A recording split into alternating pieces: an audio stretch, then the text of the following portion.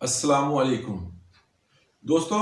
अक्सर औकात बहुत सारे मुलाजमीन जो हैं वो एडहॉक बेसिस पर काम कर रहे होते हैं।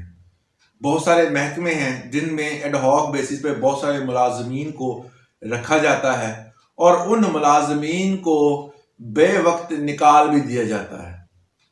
वो तब देखने में आया जब महकमा जो होता है वो बहुत सारी जो मुलाजमीन के लिए नई भर्तियां जारी करता है, उससे पहले जो मुलाजमीन लगे होते हैं उनको निकाल देता है। उनमें से एक मुलाजिम ने जो है उनके ऊपर केस किया, जिस हवाले से एक जजमेंट मौजूद है। इसमें एडहॉक मुलाजमीन को निकालना और उनकी हक तलफी करके महकमे में नई भर्तियां करना, ये बिल्कुल कानूनन खिलाफ वर्जी है।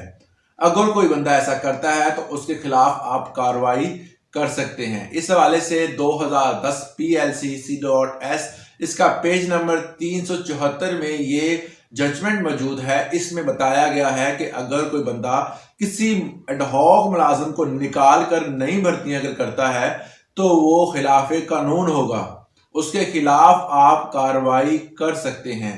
तो ऐसे बंदे के खिलाफ आप कार्रवाई कर सकते हैं जो आपकी हक तलफी करता हो।